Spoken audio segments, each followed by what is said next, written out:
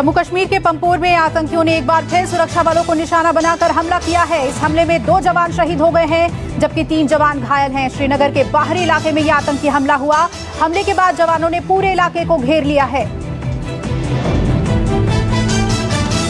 बताया जा रहा है कि पंपोर के कांधीजल ब्रिज पर सीआरपीएफ के 110 बटालियन और जम्मू कश्मीर पुलिस के जवान रोड ओपनिंग ड्यूटी पर तैनात थे, तभी अज्ञात आतंकियों ने अंधाधुंध फायरिंग शुरू कर दी। सर्च ऑपरेशन जारी है।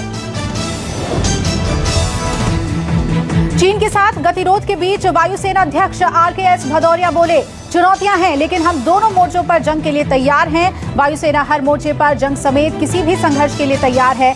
हमारी क्षमताओं ने विरोधियों को चौंका दिया है। वायुसेना अध्यक्ष ने बड़ा बयान देते हुए कहा है कि वायुसेना भारत और चीन के साथ दोनों फ्रंट पर एक साथ जंग के लिए पूरी तरह से तैयार है। किसी भी स्थिति में हिंदुस्तान चीन पर भारी पड़ेगा। राफेल ने हिंदुस्तान के वायुसेना की ताकत चौगुनी कर दी है। हाथरस केस को लेकर ताजा खुलासा हुआ है। खुफिया इनपुट के आधार पर पुलिस और यूपी सरकार ने दावा किया है कि हाथरस केस को लेकर यूपी में जातीय दंगे भड़काने की साजिश रची गई। यूपी सरकार ने कहा, विरोध प्रदर्शन की आड़ में वेबसाइट पर देश और प्रदेश में दंगे कराने और दंगों के बाद बचने का तरीका बताया गया। हाथरस थाने में केस दर्ज किया गया। यूपी सरकार ने दावा किया है कि घटना के बाद रातों रात एक वेबसाइट जस्टिस फॉर हाथरस बनाई गई। मदद के बहाने दंगों के लिए इस्लामिक देशों से फंडिंग की जा रही थी। मुख्यमंत्री योगी की छवि बिगाड़ने की कोशिश की गई। गलत बयान चलाए गए ताकि माहौल बिगड़े। जांच एजेंसियों के वेबसाइट की डिटेल्स और पुख्ता जानकारी मिली है।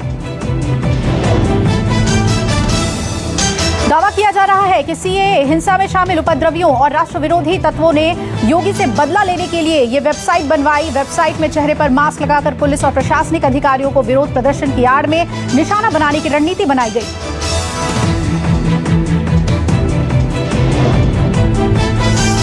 देश में विपक्ष ने अपनी रोटियां सेकने के लिए जातीय दंगे कराने का प्रयास किया। साफ तौर पर जिस तरह से आज वेबसाइट सामने आ रहे हैं जिस पर भड़काऊ नारे, भड़काऊ जिस तरह की चीजें, सामग्री डाली जा रही है, इससे साफ हो गया है कि बहुसंख्यकों में आपस में फूट डाल के ये अपनी राजनीति करना चाहते हैं। हाथरस केस में हंगामा और बवाल को लेकर खुद सीएम योगी आदित्यनाथ ने विपक्ष पर दंगा भड़काने की साजिश का आरोप लगाया है। सीएम योगी ने कहा कि जिन्हें विकास पसंद नहीं है वो लोग देश और प्रदेश में जातीय दंगा भड़काना चाहते हैं। वे लोग देश में भी और प्रदेश में भी दंगा, जातीय दंगा भड़काना चाहते हैं, सांप्रदायिक दंगा भड़काना चाहते हैं। इस दंगे की आड़ में विकास रुकेगा। इस दंगे की आड़ में उनकी रोटियां सेकने के लिए उनको अवसर मिलेगा। इसलिए वे नित नए षड्यंत्र करते रहते हैं। एसआईटी टीम से पहले हाथरस से बीजेपी सांसद राजवीर दिलेर जेल पहुंचे। राजवीर दिलेर के जेल दौरे को लेकर विवाद शुरू हुआ। राजवीर दिलेर और हाथरस के चेयरमैन आशीष शर्मा के आरोपियों से मिलने की चर्चा तेज हुई। कहा जा रहा है कि दोनों ने हाथरस गैंगरेप कांड के आरोपियों से मुलाकात की। हाथरस के सांसद ने आरोपियों से मिलने की बात को अफवाह बताया। मैं तो था नहीं उस समय, जेलर साहब हमारे थे अपने कार्यालय में, तो उन्होंने बताया जेलर साहब को एसएसपी कार्यालय की तरफ से लौट रहे थे, तो जेलर साहब से परिचित हैं, तो 5 मिनट के लिए उनके कार्यालय में आए थे वो। बाकी वो किसी से मुलाकात करने के उद्देश्य से और ऐसा और कोई उद्देश्य से नहीं आए। कल सांसद ने किसी से मुलाकात नहीं करी आपकी जेल में, किसी भी कैदी से? जबरदस्त बहस के बाद उदित राज को हाथरस जाने की इजाजत मिली। यूपी गेट पर नेता उदित राज को रोका गया था। प्रशासन के एक्शन के बाद हाईवे पर जमकर नारेबाजी की गई। नेशनल हाईवे पर जाम लग गया। उदित राज अपने 22 समर्थकों के साथ हाथरस जा रहे थे। प्रशासन ने सिर्फ 8 लोगों को हाथरस जाने की इजाजत दी। हाथरस गैंगरेप पीड़िता के परिवार से मुलाकात करने गए आम आदमी पार्टी के राज्यसभा सांसद संजय सिंह और विधायक राखी बिरलान पर एक शख्स ने काली स्याही फेंक दी। संजय सिंह और राखी बिरलान 5 लोगों के डेलीगेशन के साथ पीड़ित परिवार से मिलने हाथरस पहुंचे थे। हाथरस केस में प्रदर्शन को लेकर प्रशासन सख्ती के मूड में है। पुलिस ने आरएलडी नेता जयंत चौधरी, भीम आर्मी चीफ चंद्रशेखर सहित करीब 400 लोगों के खिलाफ केस दर्ज किया है। हाथरस जिले में हंगामा रोकने के लिए पूरे इलाके में धारा 144 लागू है। आरएलडी नेता जयंत चौधरी और भीम आर्मी चीफ चंद्रशेखर रविवार को पीड़िता के गांव सैकड़ों कार्यकर्ताओं के साथ पहुंचे थे।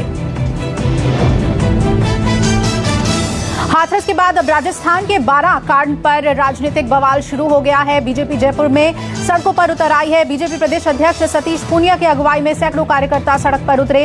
इस दौरान बीजेपी कार्यकर्ताओं और पुलिस में झड़प जैसी स्थिति भी बन गई। बीजेपी की एक टीम बारान पहुंच पीड़िता के परिवार से मुलाकात भी की। सुशांत केस में एम्स की फॉरेंसिक रिपोर्ट के सहारे शिवसेना ने गुप्तेश्वर पांडे पर कटाक्ष किया है। सामना में लिखा, गुप्तेश्वर की खुजली मिटी क्या, 100 दिन खुजाने के बाद भी हाथ क्या लगा। सामना में लिखा है कि सत्य को कभी छुपाया नहीं जा सकता। सुशांत सिंह मामले में आखिर ये सच सामने आ चुका है।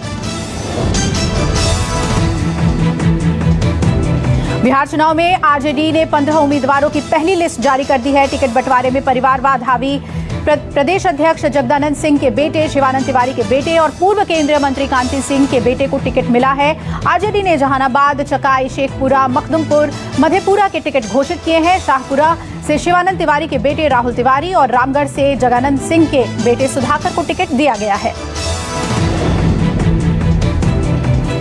बिहार विधानसभा चुनाव से ठीक पहले आरजेडी को बड़ा झटका लगा है। आरजेडी के पूर्व नेता शक्ति मलिक की हत्या मामले में बिहार पुलिस ने तेजस्वी यादव, तेज प्रताप यादव और अनिल कुमार साधु समेत 6 लोगों के खिलाफ एफआईआर दर्ज किया है। मृतक नेता शक्ति मलिक की पत्नी खुशबू का आरोप है कि तेजस्वी और तेज प्रताप धमकी देते थे।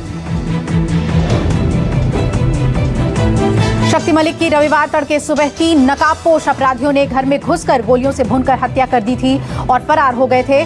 शक्ति मलिक का पिछले दिनों एक वीडियो भी वायरल हुआ था जिसमें शक्ति ने तेजस्वी यादव के खिलाफ गंभीर आरोप लगाए थे और कहा था कि चुनाव लड़ने के लिए तेजस्वी 50 लाख रुपए मांग रहे हैं। इस मामले में इन्वेस्टिगेशन के क्रम में पुलिस को साक्ष्य एकत्रित किए जाएंगे, तो जिनके विरुद्ध भी साक्ष्य आएंगे निश्चित रूप से उनके ऊपर कानूनन कार्रवाई भी की जाएगी और बाकी पूछताछ हम लोग जिनसे हम लोग को उचित प्रतीत होगा उन लोग से पूछताछ भी की जाएगी साक्ष्य संकलन के लिए। बिहार चुनाव में जेडीयू ने अपने कैंडिडेट्स की पहली लिस्ट जारी कर दी है। जेडीयू ने जगदीशपुर से कुसुमलता कुशवाहा को टिकट दिया है। वहीं रोहतास के करगहर से वशिष्ठ सिंह चुनाव लड़ेंगे।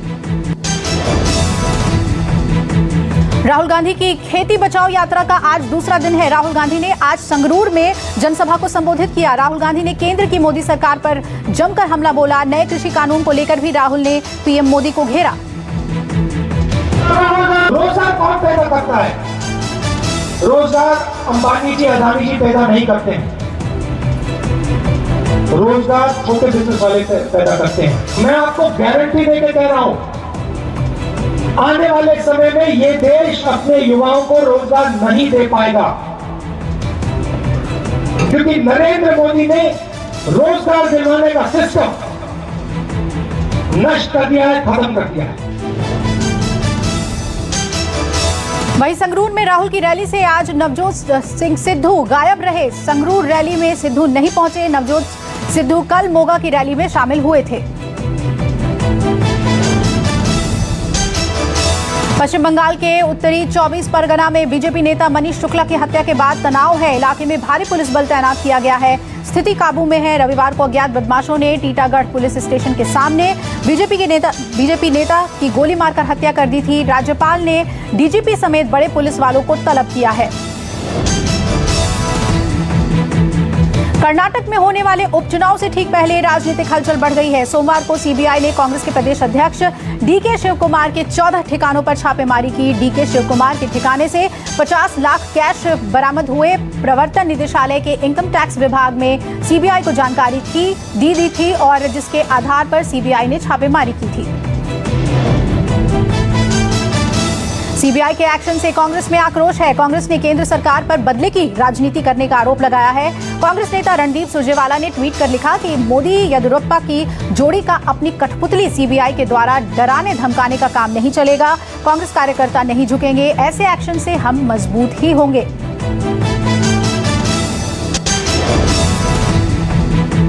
कोरोना के खिलाफ लगातार जंग जारी है। राहत की बात कि हर रोज सही होने वाली मरीजों का आंकड़ा अब लगातार बढ़ता जा रहा है। बीते 24 घंटे में 74,000 संक्रमण के नए मामले सामने आए, 76,000 ठीक होकर घर लौटे, 903 लोगों की मौत हुई। स्वास्थ्य मंत्रालय के आंकड़ों के मुताबिक देश में कुल कोरोना संक्रमितों की संख्या 66,23,000 हुई। वहीं मौत का आंकड़ा 1,02,685 पहुंचा। कोरोना वैक्सीन को लेकर केंद्रीय मंत्री डॉक्टर हर्षवर्धन ने चर्चा की है। स्वास्थ्य मंत्री ने कहा कि सरकार की तैयारी देश के हर नागरिक तक वैक्सीन पहुंचाने की है। डॉक्टर हर्षवर्धन ने कहा, सबसे पहले स्वास्थ्य कर्मियों और फ्रंटलाइन कोरोना वॉरियर्स को वैक्सीन की डोज दी जाएगी। कोशिश है वैक्सीन तैयार होने के बाद 40 से 50 करोड़ डोज मिले। मार्च से ही बंद दिल्ली का अक्षरधाम मंदिर 13 अक्टूबर से खुलेगा। मंदिर में केवल शाम 5 बजे से 6:30 बजे के बीच ही सीमित संख्या में लोगों की एंट्री हो पाएगी। अक्षरधाम मंदिर में एग्जीबिशन हॉल को बंद रखने का फैसला लिया गया है, जबकि मंदिर में आने वालों के लिए सिर्फ म्यूजिकल फाउंटेन खुलेगा। कानपुर में एक पेंट फैक्ट्री में आग लगने से लाखों का माल स्वाहा हो गया। धमाकों के साथ फैक्ट्री में धुएं का गुबार देखने को मिला। समय रहते फायर ब्रिगेड की टीम ने आग पर काबू पा लिया। हालांकि आग में किसी के हताहत होने की कोई खबर नहीं है।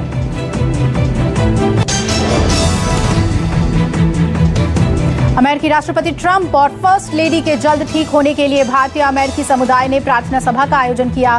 प्रार्थना सभा में अस्पताल के बाद शंख भी बजाया गया। बता दें कि ट्रंप और मेलेनिया दोनों कोरोना से जंग लड़ रहे हैं। उन्हें रेमडेसिविर थेरेपी दी जा रही है और उनके स्वास्थ्य में अब सुधार हो रहा है।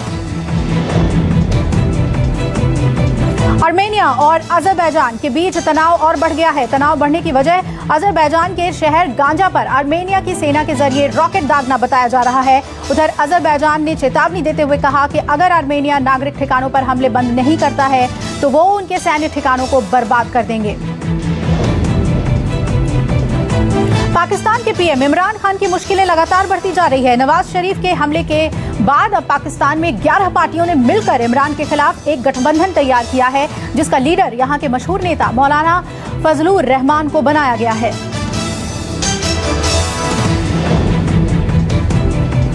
रूस के लोकतंत्र की कट्टर समर्थक महिला पत्रकार ने खुद को आग के हवाले कर दिया। बताया जा रहा है कि पत्रकार ने पुतिन सरकार पर उत्पीड़न का आरोप लगाया था। आग से बुरी तरह से झुलस जाने के बाद अस्पताल में उसकी मौत हो गई। बिग बॉस में जाने को लेकर राधे मां सबसे ज्यादा सुर्खियों में बनी हुई है। हालांकि बिग बॉस के हाउस में राधे मां बतौर कंटेस्टेंट नहीं दिखाई दे रही हैं। बताया जा रहा है कि जल्द ही राधे मां सिंहासन पर बैठ त्रिशूल लेकर डांस करती दिखाई देंगी। ड्रग्स मामले में अक्षय कुमार के बयान के बाद उनकी अपकमिंग फिल्म लक्ष्मी बॉम्ब अब ट्रोलर्स के निशाने पर आ गई है।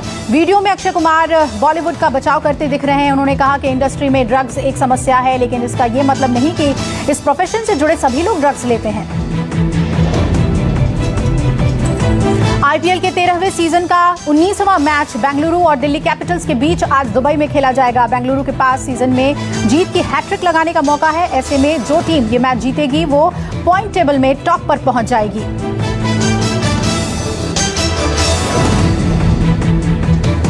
लाल बजरी के बादशाह राफेल नडाल ने शानदार प्रदर्शन जारी रखते हुए फ्रेंच ओपन टेनिस टूर्नामेंट के क्वार्टर फाइनल में प्रवेश किया। 12 बार के चैंपियन रहे नडाल ने अमेरिका के सेबेस्टियन कोर्डा को सीधे सेटों में हराकर अंतिम 8 में प्रवेश कर लिया है।